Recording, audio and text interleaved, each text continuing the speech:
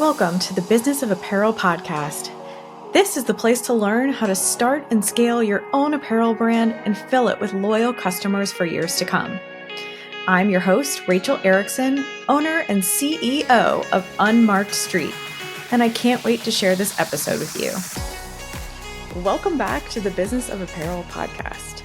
Today, I want to talk a little bit about a subject that has always really interested me after becoming an entrepreneur, deciding to start my own business. And so just like you who might be starting your own apparel company or going out into the world and trying to jumpstart your career, I wanted to bring this to the forefront because as someone who spends most of my life working on and looking at performance apparel, it really relates the subject that owning a business or doing anything great in life can really be compared to being an elite athlete.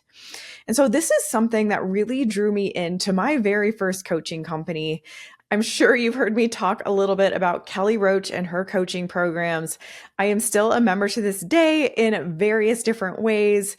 I've gone on retreats with their company. We went to the Bahamas last year with Kelly Roach's team, and I learned a whole bunch of different marketing stuff from her. When I first started my business, I joined her Empire Builders program, which was then called Unstoppable Entrepreneur. And one of the things that always drew me in was the fact that she used to be an elite athlete. She was a Philadelphia Eagles cheerleader. And she always used to say that running a business is much like being an elite athlete. And then the other day I was reading a women's health magazine and came across this article that very much paralleled that sentiment. And as someone who's been an athlete for most of my life, like when I was really, really little, I was in gymnastics and dance, and then I was playing t-ball and softball before I really got into basketball and volleyball, and I became one of an elite high school volleyball player in a really great school who was known for winning state championships. And so I was being coached by one of the most well-known coaches in the area and played on junior leagues. So I was playing year round. I actually became a really, really great, amazing athlete. And I was constantly training, constantly trying to hone my skills. I was going to camps in the summer to make sure that I was the best possible setter that I could be on our volleyball team. And so what I want to talk a little bit about today is this sentiment and these ideas about how if you are also an athlete, especially if you're in the performance apparel space and you love being an athlete, this could draw a really great parallel for you. And so it might help you understand a little bit more about how entrepreneurism and running a small business works. So one of the first things that we like to talk about, especially as athletes, we are always looking toward that next big goal, that next big race, that next big game. But it might not be this week's game or this week's race. So for example, when we're planning out like our cycling and our triathlon races here in this house, when my husband and I are planning those out for the year, we have what we call A races, B races, and C races. And so our A races, and maybe we only have one for the whole year, but our A race is the race that we are ultimately training for. And our B and C races are helping us prepare for that big race. And so this likens itself to entrepreneurism in that there might be one big goal that you're trying to hit this year or even this decade with your business, but it doesn't mean that you're trying to hit that goal every single week or every single month. What you're doing on a day-to-day basis, what you're doing every single week to reach out to new customers or do your marketing or stick with a social media plan is helping you reach that one big goal. But it doesn't mean that you're going to be hitting that goal all the time consistently. You are looking forward to it as something that you want to achieve over time by going through your B and C races, essentially. And what that helps you do essentially is keep your eyes on the prize, right? Like you want to be looking forward to this one thing. You want it to motivate you to stick with going to the B and C races, to training every single day, going out for that jog that you don't want to go on because it's freaking cold outside. Those are the kinds of things that we as athletes, we put our beanie on, we put the mittens on, we put the fleece tights on, and we go for a run anyway. And so as a small business owner, that is very, very similar, where if you are keeping your eye on the prize, you are looking forward to that one big goal that you want to hit over time. It does mean that you need to do the incremental work every single day and every single week. Similarly, what we might want to understand is that the goals we set along the way aren't all necessarily going to be the big win. It's not always going to be the championship game. We're not always going to go win the gold medal, but we do need to have different goals or milestones along the way. And we talk a lot about this when we do our free workshops. We talk about when you're setting a timeline or when you're looking at that launch date for your brand or you're looking forward to that big goal. What are the milestones that you're going to back up from there to be able to reach that goal? And each of those milestones become like a mini goal, or again, like an A, B, and C race. Your A race is that big thing that you're aiming for, but you need to also be able to go to achieve and finish your B and C races to be able to continue to get there. And so while not every single goal might not be the big thing that you're hoping to eventually achieve with your business, you do need to set those small goals so that you can have small wins along the way. And that will help to give you momentum. It will help to continue propelling you forward. And you'll be surprised the kind of like positivity and optimism that it will give you if you can continue to set smaller goals that are very, very achievable along the way. That positivity, that momentum, that optimism is going to work in your favor as you then try to go for gold or win that championship or hit that huge milestone. The other big thing that I really want to talk about here in how athletes and small business owners can really be similar is in the way that we train. Are you sick of being stuck on the sidelines of the apparel industry and you just want to be put in the game? Then join our 100% free workshop, Secrets Behind Billion-Dollar Apparel Brands, and learn the strategies, tactics, and secrets used by the most successful companies in the world. We'll cover everything from setting your brand standards to big brand line planning and executive level processes.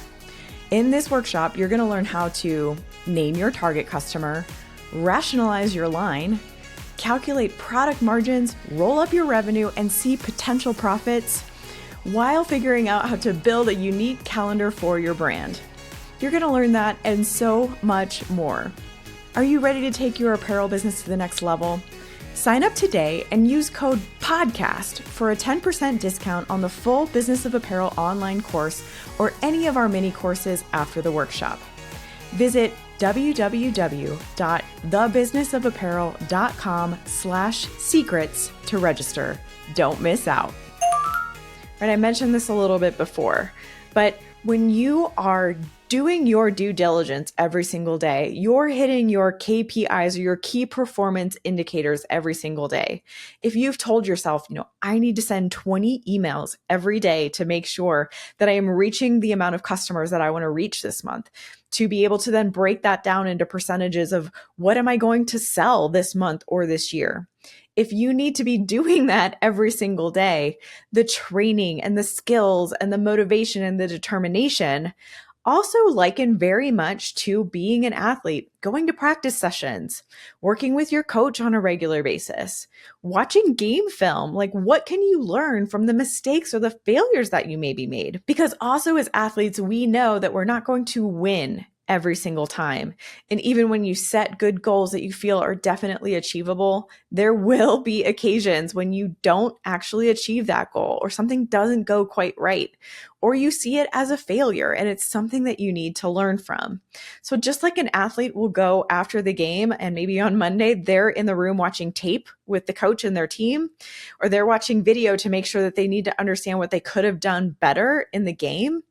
We also need to do that as small business owners and as entrepreneurs. We need to be evaluating what we could have done better, maybe making a small tweak here and there. I just got some really great advice from a coach recently that was saying, look, if you're going to be making changes on an incremental basis as you move forward, you really only want to be making like 2 or 3 changes at a time. Test that new change, see if it made a positive impact, and then maybe see what could be next to implement or change until you get to the point where, yeah, you're clicking those buttons, you are hitting all of those wins, you are achieving all of those goals.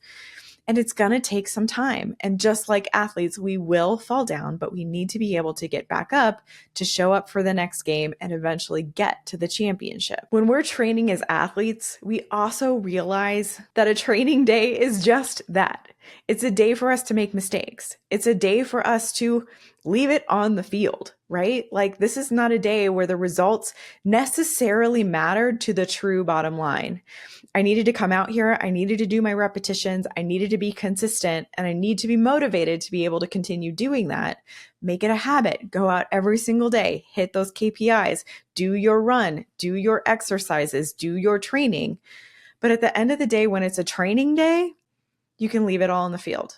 And you can say, either I had a great training session or I had a crappy training session today. Today maybe wasn't exactly what I wanted it to be. I wanted to do 100 push-ups and I only did 90 because damn it, my arms were tired.